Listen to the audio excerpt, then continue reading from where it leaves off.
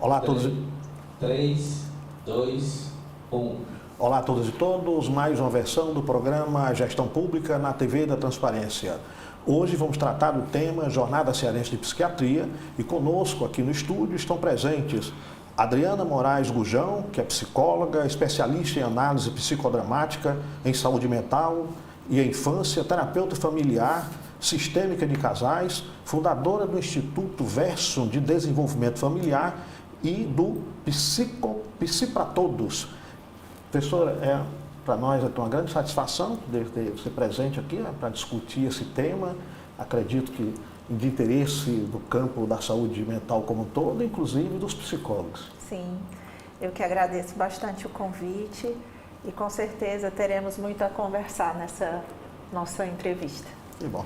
Também aqui conosco o Dr. Eugênio de Moura Campos, que é doutor, psiquiatra, professor da Universidade Federal do Ceará, mestre em Ciências Médicas na área de saúde mental pela Universidade Estadual de Campinas, Unicamp, doutor em Farmacologia pela Universidade Federal do Ceará, professor titular da UFC, líder do Grupo de Estudos e Pesquisas Interdisciplinares em Saúde Mental, UFC, CNPq, Conselho Nacional de Pesquisa. Doutor Eugênio, grato por mais uma vez aqui estar presente. Doutor Eugênio já esteve aqui conosco discutindo a questão da saúde mental, também como psicólogo, né? E agora aqui para apresentar para todos aqui a Jornada Cearense de Psiquiatria. Muito grato pela sua presença. É sempre um prazer estar falando sobre a Jornada Cearense de Psiquiatria, né? Eu queria cumprimentar os telespectadores da TV da Transparência, né? E como esse ano nós vamos estar na 47ª versão, né? Então tem um longo caminho que nós já percorremos com a Sociedade Cearense de Psiquiatria, em parceria com outras instituições, na realização desse evento, que é o evento mais importante da psiquiatria e da saúde mental do estado de Ceará. Muito obrigado a todos. Tiago, eu pediria para você trazer aí para a gente o cartaz do evento, né? Como já falou aqui o doutor Eugênio, né? É a 47ª Jornada Cearense de Psiquiatria, né? Agora em 2025, prevista agora para ocorrer no mês de setembro de 2025, dos dias 10, 11, 12 e 13, né? O doutor Eugênio já falou aqui, né, que é o evento mais importante da área de saúde, né? Da saúde mental, e trazer aqui para a psicologia, né? A presença dos psicólogos do evento também é marcante. Vamos ter aí, a psicologia tem várias áreas, né? Vai da área empresarial, né? Vai também para a área da família, como, né? Como é o caso da senhora. Sim. Como será a presença dos psicólogos nesse evento? A gente tem uma gratidão enorme, né? Pela parceria que sempre nos é oferecida, né? Pela Sociedade Cearense de Psiquiatria, né? Então, o Dr. Eugênio aqui, que representa a sociedade, ele sempre procura a parceria com os psicólogos, e a gente entende que em conjunto, em parceria, que a gente vai conseguir compreender melhor os fenômenos do sofrimento humano, bem como poder ajudá-los nesses sofrimentos, né? Hoje em dia a gente sabe, é notório, né? Existe uma verdadeira pandemia de adoecimento psíquico, muito também deflagrado pós-pandemia, que foi um grande trauma coletivo, né? Mobilizador de muito estresse, de muitas mudanças, e eu entendo que esse momento da jornada, ele é um grande momento para a gente refletir sobre as melhores práticas, sobre as melhores formações, né? E principalmente estar entre os pares, né? Pessoas que estão ali envolvidas em minorar esse sofrimento psíquico, né? Então, assim, psicologia, psiquiatria e todas as outras abordagens da saúde, elas precisam sim andar juntas. Perfeito. Uma verdadeira troca de conhecimento. Sim, precisa ser, porque o fenômeno do sofrimento psíquico é complexo, né, professor? E a gente não pode pensar linearmente, cartesianamente, né? E assim, o Dr. Eugênio, ele tem essa visão, né? Complexa, sistêmica, multifatorial, não é? Então, assim, essa é a grande vantagem, né? Eu diria assim, o grande brilho da Jornada Cearense de Psiquiatria, porque é um grande celeiro de produção de conhecimento e de trocas entre os profissionais colegas. Perfeito. Doutor Eugênio, só para esclarecer para os nossos ouvintes, quem participa, né? Professores, estudantes, quem é esse grupo aí de pesquisadores, né? São pesquisadores já formados, eu digo já consagrados com pesquisas, pesquisadores que estão iniciando?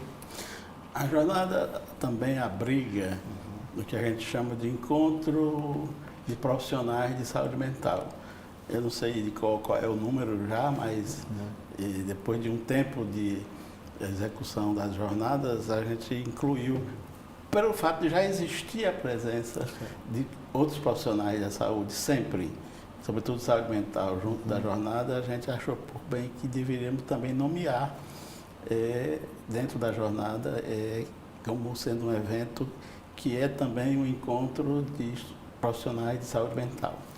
Os profissionais de saúde mental, a gente considera a equipe mínima de saúde mental, embora haja a possibilidade de ser mais ampliada, psiquiatra, psicólogo, assistente social, enfermeiro, enfermagem, né, e terapia ocupacional. Mas aí entra também fonoaudiologia, entra nutrição, entra educação física e outros que a gente termina, quando tem serviços que são mais abrangentes, agregando outros profissionais da área da saúde, né?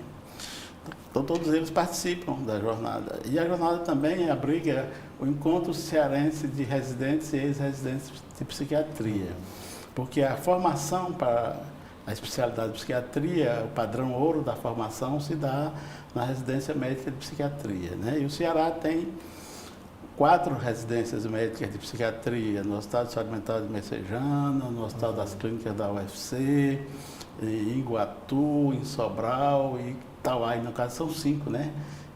Então, a gente já tem aí muitos residentes que foram formados nessas residências e muitos em formação. Então, esses também participam da programação da jornada e a gente faz questão de registrar quando um palestrante, um relator de uma mesa é ex-residente e a gente localiza ex-residente desse ou daquele hospital. Então, a gente, quando monta a programação, a gente convida psiquiatras, psicólogos, todos dessas categorias profissionais a que eu me referi, a gente convida, né, preferencialmente aqueles que estudam ou que são professores de determinadas áreas, ou que são, ou que se dedicam a determinadas áreas, né? Então, existe uma área de atuação na psiquiatria, que é a psiquiatria da infância e adolescência, uma outra que é sono, uma outra que é forense.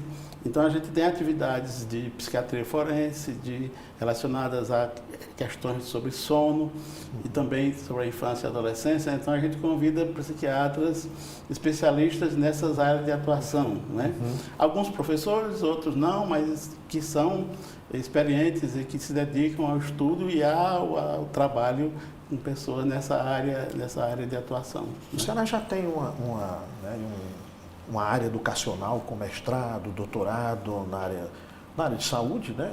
Pública, privada, então a gente já tem aí uma massa, né, de produção científica aí que já justifica, né, a permanência e a discussão desse debate, né? Por exemplo, não só na pós-graduação em estrito sensu, mas porque a residência de psiquiatria é uma pós-graduação lato sensu, né? Então, pelo menos no Hospital das Clínicas, que é da Universidade Federal do Ceará, o trabalho de conclusão de curso, que chama TCC, né, é obrigatório que o residente faça uma pesquisa e tenha uma publicação em um periódico indexado, né?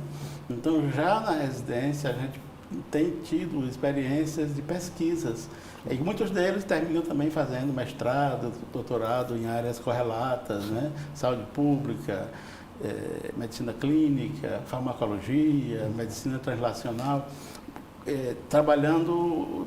estudando temas específicos da área da psiquiatria e da saúde mental. Bom, né? É bom porque, como falou a professora, né, a gente já está avançando, né? Não foi só o fato de a gente ter passado pela pandemia, né, mas também o próprio avançar da ciência, né? Novos diagnósticos, né? Alguns que, inclusive, né, diagnósticos agora, tardiamente, que, né, chegam a público, né, e chegam ao conhecimento das pessoas. Então, quer dizer, tem muita coisa para se discutir, muita novidade também, né? Quanto mais a gente avança, não se esgota, né? criando-se mais necessidade de mais aprofundamento e mais aperfeiçoamento. Né? É verdade. A gente tem... O ser humano nunca se esgota, não é verdade? O viver humano é complexo, então as interações humanas são complexas e a gente está vivendo num tempo muito veloz, com particularidades muito... que atravessam muito essa vivência humana, né? Então a gente realmente tem a obrigação, como profissionais da saúde mental, de permanecer continuamente se desenvolvendo profissionalmente e estudando cada vez mais, né? Eu acho que isso é algo que a mim particularmente encanta muito. Eu já sou formada há 25 anos, né? Já tenho aí acho que para mais de 10 formações e especializações e cada vez que eu termino uma já vou vendo outra, né? Então é isso, muitas vezes o sofrimento ele aparece antes, né, da nomeação nos códigos de doença internacional, mas o que é mais importante é que me parece que o sofrimento psíquico ele nunca foi tão visto e tão falado. Então, o fato de nós estarmos aqui, de daqui a pouco nós estarmos numa jornada cearense de psiquiatria, né, significa que a gente está podendo nomear as dores das pessoas, né? E ao podermos falar sobre isso, a gente diminui o estigma e a gente ajuda aquelas pessoas a terem um pouco mais de consciência sobre como é que elas funcionam, né? Dar nome ao que elas sentem e oferecer possibilidades de ajuda, né? Então, vai se formando no Ceará, e eu acredito muito nisso, porque como eu sou uma psicóloga sistêmica, tudo para mim está interligado, né? Então, eu acredito muito nessa rede de saúde mental que está se formando no Ceará, com vários atores, né? Sem dúvida nenhuma com o professor Eugênio encabeçando a maior parte desse movimento, né? Então eu acredito muito que a gente vai ter em breve, o Ceará vai ser um case de sucesso no tratamento do adoecimento psíquico de uma maneira muito profunda, não só em Fortaleza, mas também no interior de todo o estado, né, professor? Porque tem muitas ações no interior, inclusive residências no interior do estado, que de fato vão dando uma capilaridade maior, né? E como eu disse anteriormente, né, com o objetivo de diminuir esse sofrimento psíquico. Olha, na sua fala eu me recordando aqui do nossa última disputa eleitoral para Fortaleza. Esse tema veio a público, né, de uma forma forte, lamentavelmente ainda discutido com vieses aí que precisam ser, né, fazer alguns acertos, né, alguns exageros e tal, mas já veio a público numa disputa eleitoral. E eu acredito que o trabalho de vocês de estar presente, né, num programa como esse, em outras mídias, né, o que tem feito com que isso tenha chegado assim nessas esferas, porque precisa, né? Nem todos têm recurso suficiente para buscar um atendimento clínico particular, né? Então a gente precisa que de fato o poder público também se aproprie disto, né, desse conhecimento, para que se tomem iniciativas que sejam mais, né, que tenham essa capilaridade, isso, né? Eu vou pedir aqui o Tiago para trazer aqui o slide, mesa de debates, para a gente dar um panorama aqui, para a gente ver. O professor vai falar. Nós não vamos aprofundar todas elas, porque nós precisaríamos de pelo menos aqui uns 10 programas para tudo isso, né? Então, eu vou pedir aqui, eu vou fazer aqui uma leitura rápida aqui, e aí vocês podem dizer assim, a importância de algum desses temas aí, inclusive para o público em geral, né? Nós temos uma mesa que vai tratar de transtorno de humor, né, que muitas vezes nem se considera isso como, né, como algo a ser objeto de estudo, né? Demências em geral, performance e limites éticos de uso de medicamentos, identidade, gênero e sexualidade, transtornos alimentares restritivo, evitativo, né? Problema gravíssimo que atinge também muitos jovens, né? Questão do sono, né? Então, eu acredito e refuto como tema, né, que é de interesse extremamente amplo, né? Porque aí a gente está falando de trabalho, a gente está falando, né, de qualidade de vida, né? Sim. A saúde mental do trabalhador aí vem logo em seguida, né? No momento como a gente está vivendo, com tantas incertezas e inseguranças, né? A discussão sobre neuroimagem, transtornos mentais, esquizofrenia, entra nos temas mais clássicos, né? Tem aqui, né, uma mesa proposta aí que eu acho interessantíssima, né? Canabinoides no tratamento de transtornos mentais, algo extremamente novo, né? Ainda com muita pesquisa em curso, né? Acredito que deva ser uma mesa que deva ter uma disputa aí de cadeiras para assistir esse debate, né? Psicoterapia e inteligência artificial, né? Algo que aí é muito delicado, né? A gente tem escutado cada coisa por aí que preocupa bastante, né? Será que a inteligência artificial vai substituir os psicólogos? Eu tenho muitas dúvidas com relação a isso, acho, Maria. Transtornos de personalidade no CID-11, transtornos relacionados ao uso de substâncias e comportamentos aditivos, um problema gravíssimo, né, que nos atinge.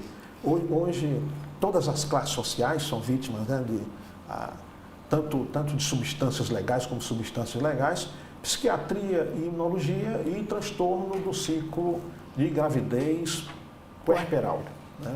Eu pediria aqui, a gente não vai conseguir tratar de tudo isso, né? Mas à medida em que vocês puderem levantar, esse tema é importante por isso aqui.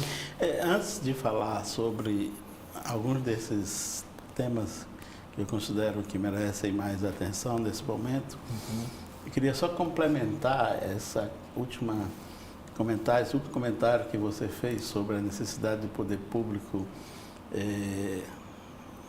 prover essa atenção à saúde mental, inclusive no interior do estado, né? Eu já, inclusive, se eu não me engano, da última vez que eu estive aqui, falei alguma coisa, mas nós temos um projeto que é uma parceria da Universidade Federal do Ceará com a Secretaria de Saúde do Estado do Ceará, que a gente tem desenvolvido umas oficinas de capacitação de saúde mental na atenção primária, para os médicos e outros profissionais da estratégia de saúde da família, né? Isso é um projeto que já começou desde 2023, nós desenvolvemos durante o ano 2020 as conversas, o planejamento começou em 2023 e a execução em 2024. A gente já divide o estado já há uma divisão em regiões de saúde, né? Então nós já fizemos essas formações na Superintendência de Quixadá, que envolve Quixadá, Canindé, Quixaramubim, Itauá, Boa Viagem, para citar algumas cidades mais que eu estou me lembrando agora, que fazem parte dessa região, e mais centrais, né? A gente já concluiu também na região de Fortaleza, que envolve, não é só a Grande Fortaleza, é a Regional de Superintendência de Fortaleza, que entra aí Aquiraz, Cascavel, Itapajé, Calcaia, Itapipoca. A gente já cobriu toda essa região e vamos começar agora, no fim do mês de setembro, começar a região norte, que vai envolver aí Camusim, Sobral, a Serra... Berloca, a Chapada do Araripe, que vai para Tianguá, né? Então a gente está fazendo essa formação e está colaborando com os profissionais de uma dessas regiões e com um planejamento e com execução de atividades, de ações de saúde mental executadas por nós especialistas, pelos médicos e profissionais, psicólogos, enfermeiros, etc., que trabalham nessas áreas. Porque em algumas cidades tem os CAPs, que são os Centros de Atenção Psicossocial, mas o nosso foco são os profissionais não especialistas. A gente capacita essas pessoas capacita e depois fica na retaguarda para dar suporte em situações mais complexas que a atenção primária não consegue dar conta, por conta de que aí sim vai exigir especialista. Isso não substitui especialista, mas grande parte com esse treinamento, com essa formação e com esse suporte é possível ampliar e alcançar muitas condições que antes poderiam estar sendo negligenciadas, né? Agora podemos voltar para a jornada cearense de psiquiatria, né? Não sei se a Adriana quer começar a falar sobre, por exemplo, Adriana, não sei se você queria comentar sobre essa história de psicoterapia e inteligência artificial, né? Eu acho que é importante a gente falar sobre isso, sim. Estava lendo um artigo que diz que atualmente no Brasil cerca de 12 milhões de pessoas utilizam a inteligência artificial como psicoterapeuta. 12 milhões de pessoas. Né? Então, assim, esse dado ele é um dado muito contundente, porque diz que tem aí uma represa, né? 12 milhões de brasileiros que não têm acesso à saúde mental, e é por isso o trabalho do Dr. Eugênio, quando ele diz nós estamos capacitando não especialistas, o que ele está fazendo? Ele está ajudando aqueles profissionais que estão lá na ponta a ter mais atenção ao sofrimento psíquico, que se ele não desse essa capacitação, ele não teria. Você entende? Sim. Então, além dos especialistas, eu posso sim preparar melhor não especialistas para estarem aquecidos para captar indícios de sofrimento psíquico, né? Então, assim, essa questão da inteligência artificial, para mim, é muito claro, eu nem me preocupo com isso, né? A não ser pelo fato de que é impressionante o número de 12 milhões de pessoas usando a inteligência artificial como terapeuta, e a gente precisa levantar esse questionamento, né? Porque nenhuma inteligência artificial dá conta da complexidade, da sensibilidade e dos melindres, né? Das especificidades do humano, né? Então é uma coisa assim até ingênua a gente achar que uma inteligência artificial vai poder substituir o contato. E aí a gente vê um grande paradoxo, né? Por que o ser humano hoje sofre tanto? Por isolamento, por falta de contato, por falta de afetividade, por falta de amparo. E onde que ele vai buscar isso? Ele vai buscar isso num algoritmo que é tão despreparado, que é tão pouco capacitado para dar aquilo que ele mais precisa. Ou seja, é um grande engodo, né? E a gente sabe que esses algoritmos, eles têm vários erros. Inclusive erros que eles passam a não obedecer aquele comando que foi dado.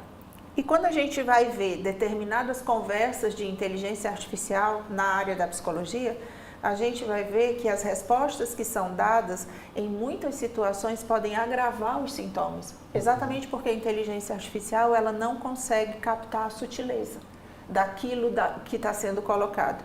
A sutileza da subjetividade e da singularidade humana, computador nenhum vai conseguir. A inteligência artificial ela é ótima para aquilo que pode ser automatizado, para que você ganhe mais tempo em procedimentos operacionais. Mas quando a gente vai falar do sofrimento, da singularidade, das relações humanas, isso não é passível de ser contemplado. E a gente tem sim uma questão para resolver. Pelo menos 12 milhões de pessoas estão sem atendimento na área da saúde mental. Esse é o nosso desafio. Pois é, professora, se pesquisadores, eu me incluo entre eles, busca às vezes para buscar referências bibliográficas, e quando a gente vai checar a referência, não bate. Isso. Né? Quer dizer, não quero ficar pesquisando naquela massa de dados, né, de artigos, aí a gente joga os filtros para ver se ele faz esse filtro e já melhora a vida da gente para a gente ir ali em 2, 3 artigos, né? E aí quando a gente vai lá buscar esses artigos, não é bem aquilo, né? Às vezes até trata de um tema que é desconexo, né? Que não... Imagine a questão, né? O que mais me preocupa, de novo, né, é o indicador. Né? O que a gente faz com esse número de que existem tantas pessoas assim sofrendo emocionalmente? Nós vivemos uma epidemia de solidão. Isso é muito contundente. Nós temos nunca, em nenhuma época da humanidade, o ser humano foi tão desconectado dos seus antepassados, das suas raízes. Nunca viveu tão isolado. Então, óbvio, o grau de sofrimento aumenta muito, porque o ser humano ele foi criado para estar em relação.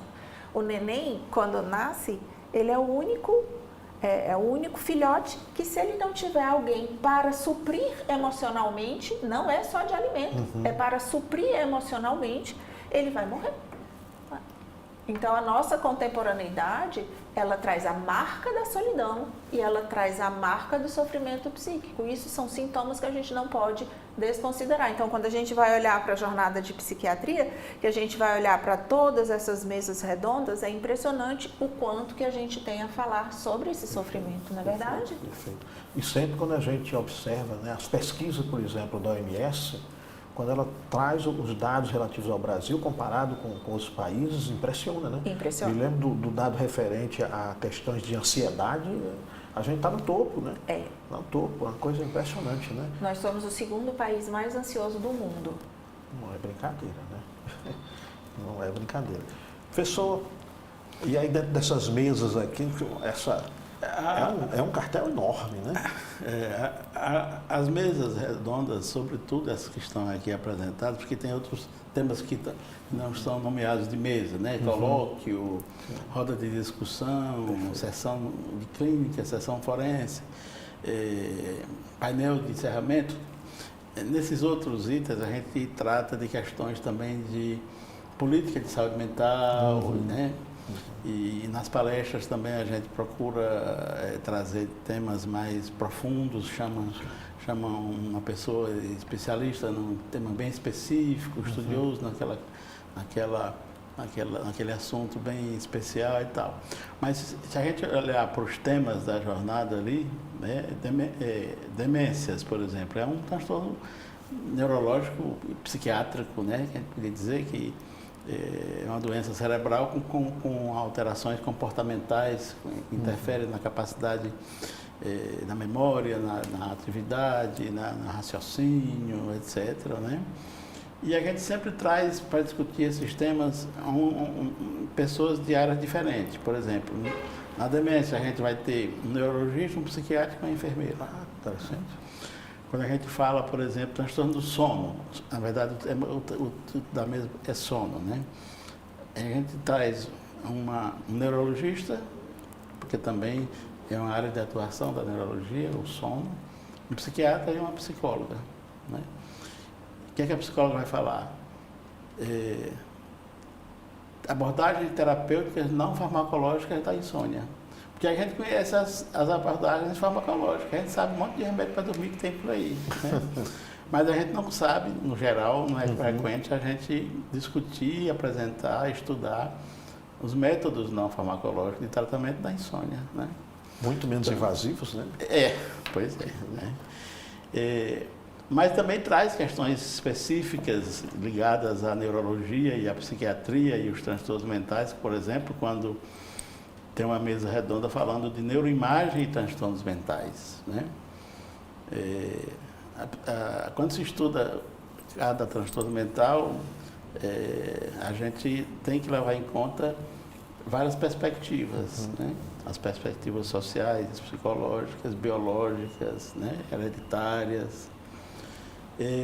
E a neuroimagem é um instrumento de avaliação, né, do cérebro. Quando você fala de neuroimagem, está se falando de imagens cerebrais que dão algumas pistas, algumas vezes até diagnóstico, de determinado tipo de condição que se manifesta com sintomas psíquicos, né? Então, mesmo numa mesa de transtornos de neuroimagem e transtornos mentais, aí a gente tem um neurologista, um radioneurologista que trabalha especificamente com neuroimagem e um geriatra, porque o geriatra trabalha muito com o envelhecimento e as demências são condições que estão muito presentes na vida do geriatra, né? Esquizofrenia sempre é um tema que merece discussão, que é um dos transtornos mentais emblemáticos que se estuda na psiquiatria, é um dos mais intrigantes, né? Mas aí, como a gente tem muitas mesas tratando de questões biológicas, a gente, no tema de esquizofrenia, está puxando para os determinantes psicossociais da esquizofrenia também. Deixa eu lhe fazer aqui uma provocação. A forma como você está falando, doutor, assim, da organização da mesa, dos próprios temas, né, assim, já parece, né, assim, superado aquelas, digamos, aquelas departamentalização, né? Se eu vou aqui estar com alguém mais voltado para a biologia, discutindo com alguém mais voltado para a questão psicossocial, há um certo tempo, né, essas fronteiras eram muito rigorosas, né? Elas já foram superadas assim? Eu diria que dentro da comissão organizadora da Sociedade da Jornada Cearense de Psiquiatria, sim. Eu estava aqui ficando... Eu diria que aí sim, né? Mas eu sei que existe sim. Porque isso em todas as áreas, né? A psicologia também tem as correntes de pensamento que muitas vezes não se conversam, né? É um negócio. E eu já estava aqui encantado com isso. Eu digo, será que eu não acompanhei essa revolução científica? Na verdade, né, a psiquiatria, da década de 80 para cá, 90, diria mais 90 para cá, é uma psiquiatria mais influenciada pelas neurociências. Desde que os Estados Unidos declararam que a década de 90 era a década do cérebro, e então que investiu muito nas pesquisas, né, nessa área, que a psiquiatria tem tido muita influência, talvez mais influência do que outras áreas, de lá para cá. Mas sempre tem, porque o ser humano, como a Adriana falou, é complexo, o biológico não dá conta da compreensão da vida, do comportamento, do modo de ser. Avanço enorme, não dá, né? O avanço nessa parte de máquina, imagem... É um avanço muito grande, mas mesmo assim existem muitas questões obscuras, questões que não se tem uma resposta definitiva, né? E as pesquisas continuam existindo, né? E na verdade, dentro da psiquiatria, existe uma resistência, de uma minoria, da qual eu posso dizer que faz parte, que procura não deixar que a psiquiatria seja completamente definida a partir do biológico, né? E isso termina, essa influência da ciência, da neurociência, termina por trazer também implicações nos códigos diagnósticos, nas classificações diagnósticas, né? Isso em prejuízo para o estudo da fenomenologia, o estudo que se faz na clínica, no dia a dia, né? A fantasia é que em algum momento vá se conseguir, através de neuroimagens e outros exames mais sofisticados, mapear e encontrar determinantes marcadores biológicos para todas as doenças mentais, e que terminaria que, se não dispensando, mas deixando pouca importância para a clínica do sujeito, a clínica individualizada. Né? Então, por isso mesmo é que a gente sempre tem na Jornada Cearense de Psiquiatria um curso de psicopatologia básica, que é um curso que é voltado sobretudo para estudantes, para as bases da clínica, que sem ela você não consegue chegar no resultado de uma boa avaliação, né? Então, assim, voltando a responder a sua provocação, né? Essa convivência, ela existe muito bem conosco. Não sei se por aí é assim também, né? Isso é bom saber que no Ceará a gente tem essa luta, né, para quebrar essas barreiras, né, essas fronteiras, né, aproximar as áreas de conhecimento. E eu acho interessante, assim, só complementando o que o professor Eugênio falou, assim, ainda que a neuroimagem trouxesse ali um lugar no cérebro, uma conexão neural ou a falta de uma conexão neural, a experiência subjetiva seria sempre diferente, né? Então a gente precisa ter um enfoque muito grande, porque duas pessoas que passaram pela mesma situação, elas vão responder de maneira diferente. Na verdade? E isso não quer dizer, isso eu não estou querendo dizer, e não quer dizer que é dispensável o conhecimento das neurociências, que não haja implicações do funcionamento cerebral no comportamento humano. Mas não é exclusivo. Perfeito. Exato. Você não tem um não nega o outro, né? Se complementam. Exatamente. Se complementam.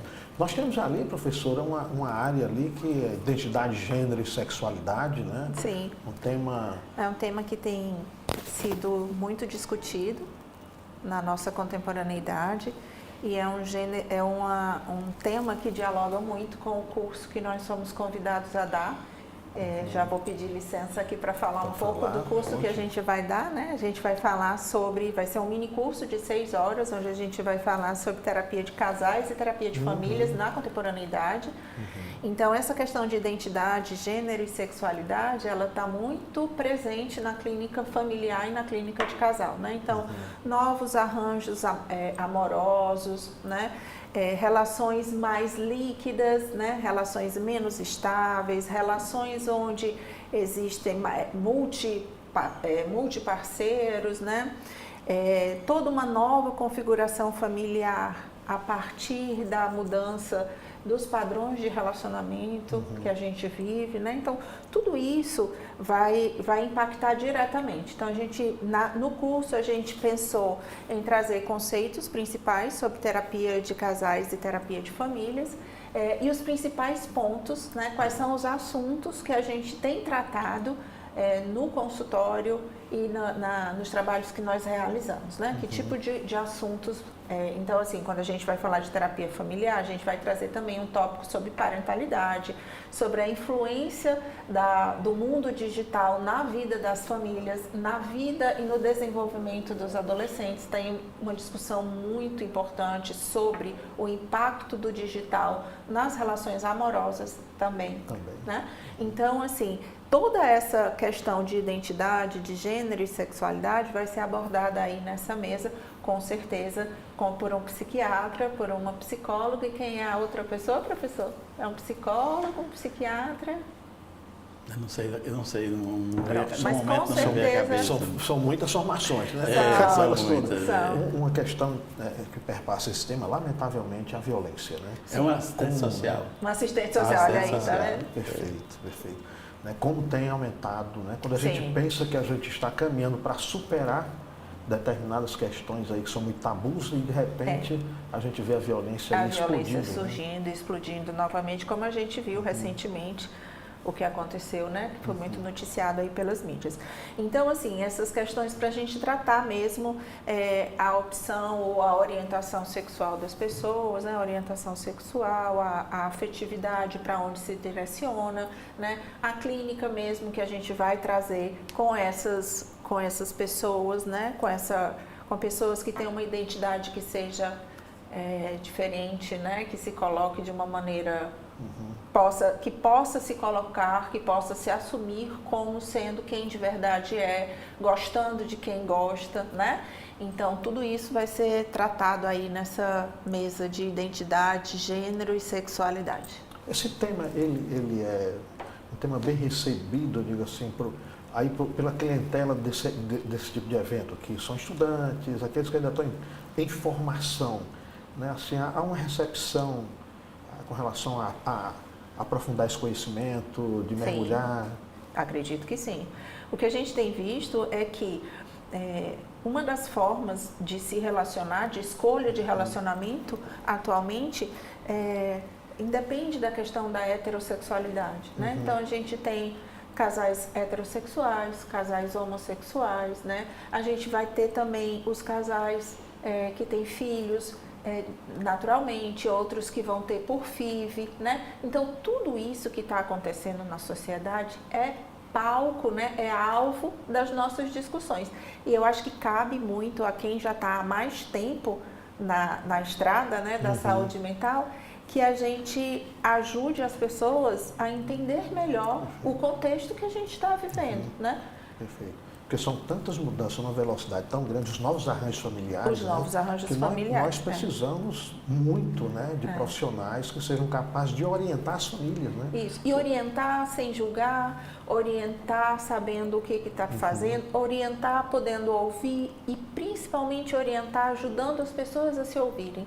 eu acredito muito que quando a gente ajuda as pessoas a ouvirem o que elas próprias estão dizendo, a gente consegue um resultado que é uma ampliação da consciência daquele padrão de funcionamento da pessoa, do casal ou da família. Esse é o trabalho do terapeuta, né? É ajudar aquela pessoa, aquele sistema, a se compreender melhor e ver quais são as suas possibilidades dentro daquele contexto ali que ele está inserido, que é diferente do meu, que é diferente do seu, ou seja, que é único, que é exclusivo, né? E que tem espaço. Perfeito. Nós estamos hoje discutindo a Jornada Cearense de Psiquiatria. Conosco, presente aqui no estúdio, estão a psicóloga e psicoterapeuta Adriana Moraes Bujão e o doutor psiquiatra, professor da UFC, Eugênio de Moura Campos, né? Fizemos uma discussão já, inclusive fazendo aqui uma referência aos longuíssimos anos de jornada, discutindo aqui as mesas e eu vou pedir agora o Tiago para nos trazer aí, já que a professora Adriana já nos trouxe o tema, né? Para a gente falar aí de um outro curso aqui que a gente, né, pode trazer assim com mais ênfase, né? Tem uma programação dentro da jornada, uma programação de cursos, né?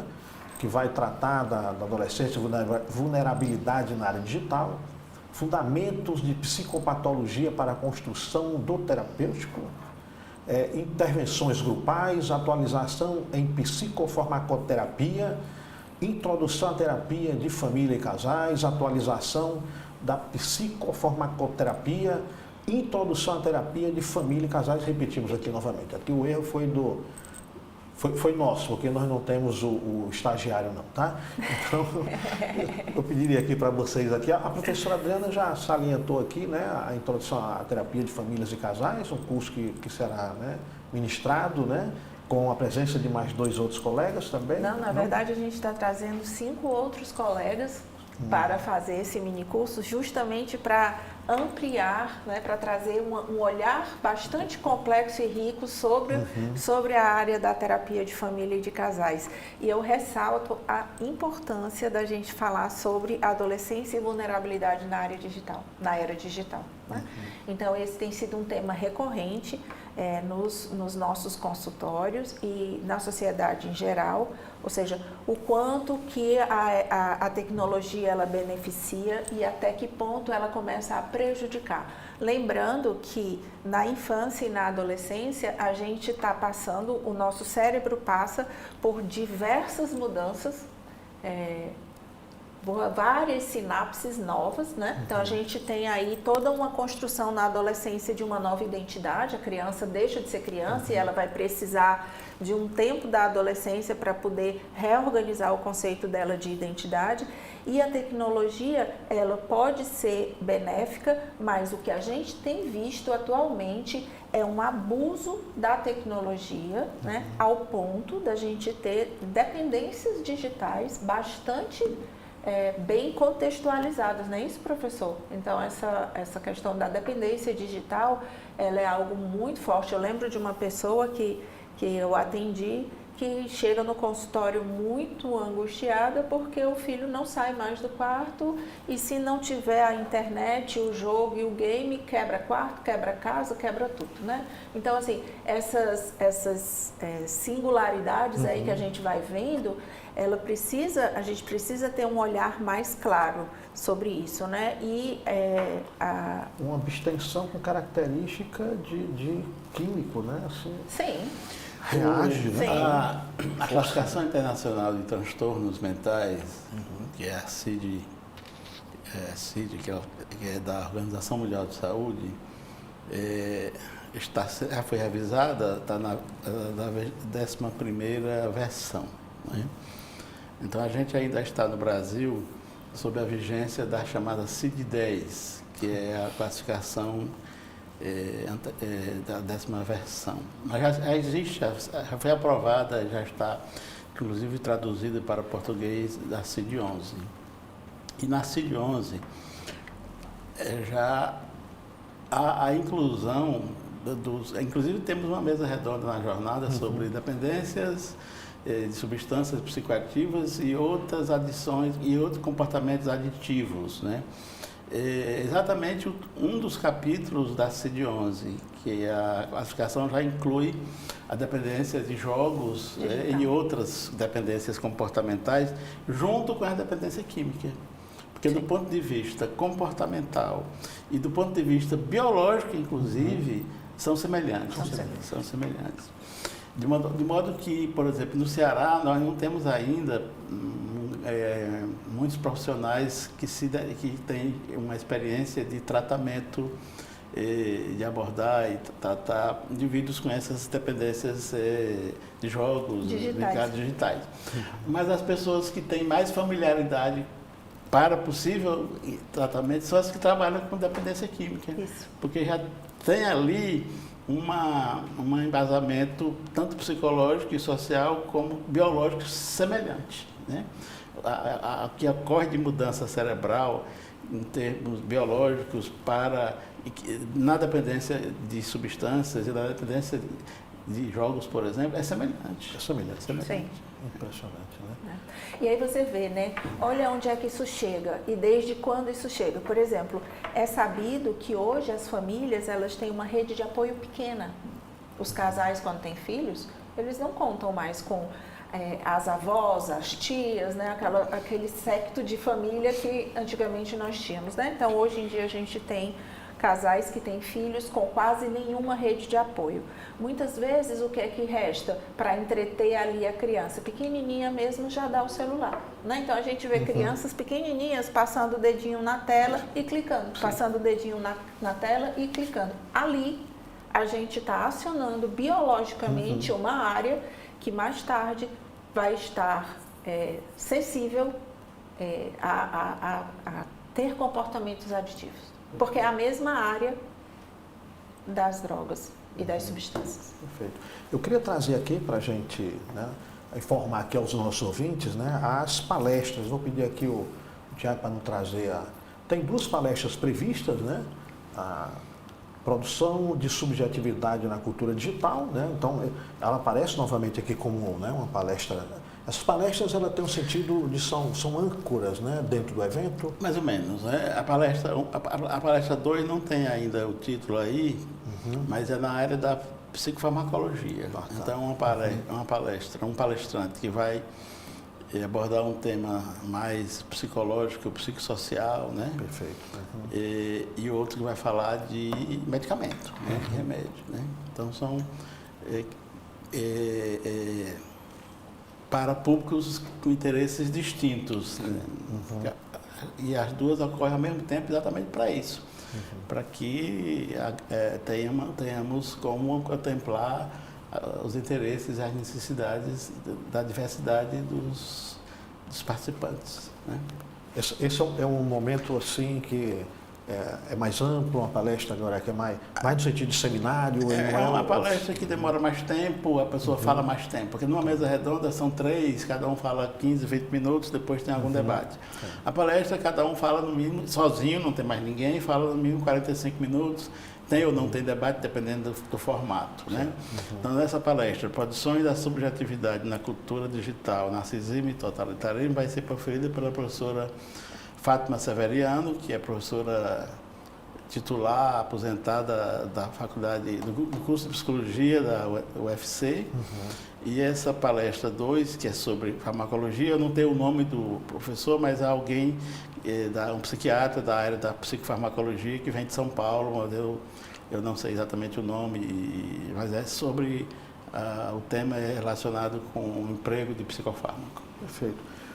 Professora Adriana, professor Eugênio, foi assim, um enorme prazer. Parece que não, mas nós já estouramos aqui o nosso tempo, já estamos com mais de 40 minutos discorrendo aqui sobre o seminário, né? Mostra, né, que de fato tem uma riqueza enorme. Eu desejo assim, um sucesso, né, brilhante para o evento, né? É algo, né, que para nós cearenses, né, o Brasil todo é importantíssimo, né? Mas é importante que a gente também tenha, né, aí uma certa vanguarda nisso, né? Temos universidades com bons pesquisadores, né, já renomados até internacionalmente, né? Então, é bom que a gente tenha, de fato, né, a partir daqui, essa produção de conhecimento, divulgação. Não adianta produzir o conhecimento e deixar ele preso, né, dentro das dissertações e teses engavetadas, né? Tem que vir aqui a público mesmo, né, para a gente trazer para para um maior número de pessoas. E, assim, né, o que acho que é bom que seja salientado, esse diálogo, né, com diversas áreas, né? Então, para nós foi, assim, uma grande satisfação ter vocês dois aqui discutindo esse tema, e eu deixo aí para vocês aí a palavra final para encerrar, já agradecendo a presença de ambos. Então, eu queria agradecer a presença, né, o convite, agradecer a cada um de vocês que está aí assistindo, convidá-los para participar da Jornada Cearense de Psiquiatria e dizer aos meus colegas da psicologia, né, que não percam esse evento, né, e que o diálogo entre psiquiatria, psicologia e todos os outros atores da saúde mental é o que vai dando consistência à nossa prática diária, e agradecer particularmente ao convite do Dr. Eugênio para estar aqui com vocês. Boa tarde. Muito obrigado. Pessoa? A Sociedade Cearense de Psiquiatria agradece à TV da Transparência por poder estar aqui debatendo e divulgando os temas que vão ser discutidos, repetindo aqui no maior evento da saúde mental do estado do Ceará, na sua 47ª versão. Muito obrigado. Nós é que agradecemos, e a todos aí deixamos aqui uma mensagem de divulguem, né, o vídeo, assistam, divulguem, né, para que a gente alcance aí o maior número de profissionais interessados de profissões correlatas, né, que também têm, né, necessidade de se aproximar desse conhecimento. Grato a todos.